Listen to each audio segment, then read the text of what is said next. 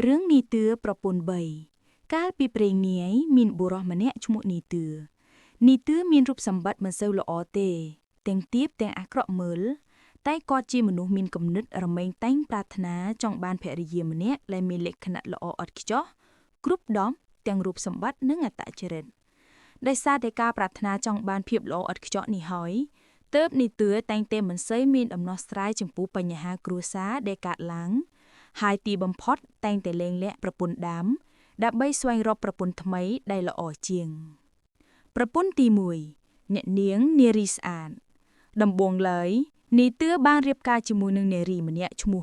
នារីស្អាតដែលមានរូបសម្បត្តិល្អឯខ្វៀងទាស់នាងមានសម្ផស្សស្រស់ស្អាតផូរផង់ដូចទេពអប្សរនីទឿស្រឡាញ់នាងណាស់តែក្រោយពេលរស់នៅជាមួយឈ្ញីយូរទៅគាត់ក៏ចាប់ផ្ដើមសង្កេតឃើញថា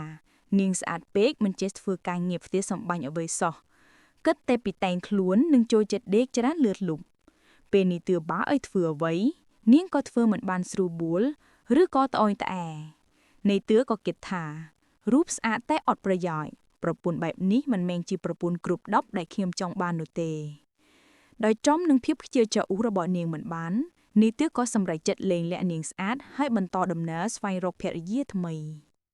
ប្រពន្ធទី2អ្នកនាងនារីឧស្សាហ៍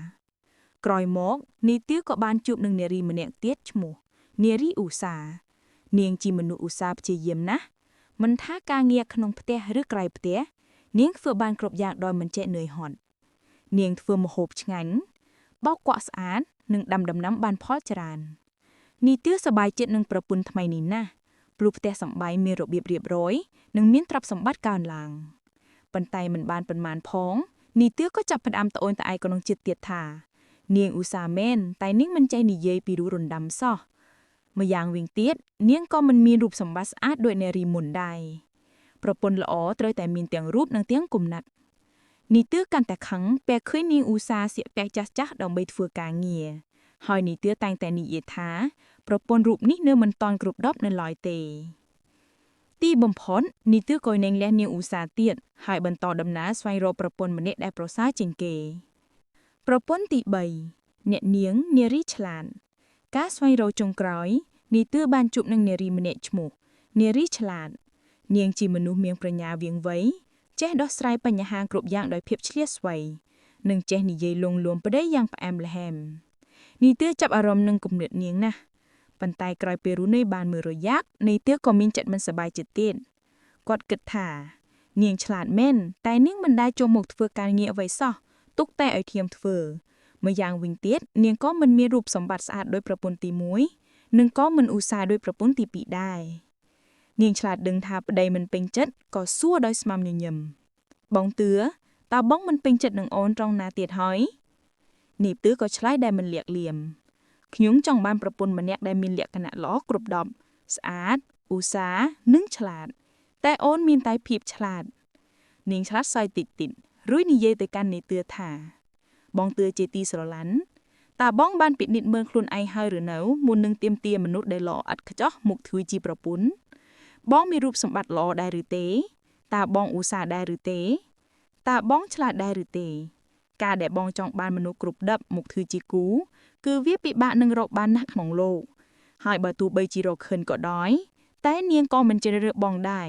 ដែលបិទនាងនឹងស្វែងរកបុរសម្នាក់ដែលសមនឹងលក្ខណៈគ្រប់ដប់របស់នាងដែរ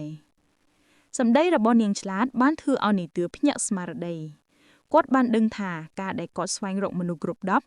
គឺជាការលោភលន់និងល្ងង់ខ្លៅរបស់គាត់តែម្នាក់ឯងជីវិតអាពាហ៍ពិពាហ៍ទាមទារឲ្យមានការយល់ចិត្តគ្នាការអធ្យាស្រ័យនិងការពេញចិត្តនឹងអ្វីដែលខ្លួនមាននីទឿក៏លែងលះនាងឆ្លាតទៀតហើយត្រឡប់ទៅរួមនៅតែម្នាក់ឯងដោយភាពឯកោវិញចាប់ពីពេលនោះមកគាត់ក៏បានទទួលបទពិសោធន៍ដ៏មានតម្លៃមួយថាភាពល្អឥតខ្ចោះមិនមានពិតទេក្នុងលោកហើយបើចង់បានគូស្រករល្អខ្លួនឯងក៏ត្រូវតែល្អដែរបណ្ដាំរឿងនេះបង្រៀនយើងថា 1. កុំរំពឹងភាពល្អឥតខ្ចោះគ្មានមនុស្សណាម្នាក់ដែលល្អឥតខ្ចោះគ្រប់ដប់ឡើយ 2. ត្រូវចេះអធ្យាស្រ័យជីវិតគូត្រូវការយោគយល់និងការទទួលយកជំនួយខ្វះខាតរបស់គ្នាទៅវិញទៅមក 3. ពិនិត្យមើលខ្លួនឯងមុននឹងទាមទារអ្វីពីអ្នកដទៃ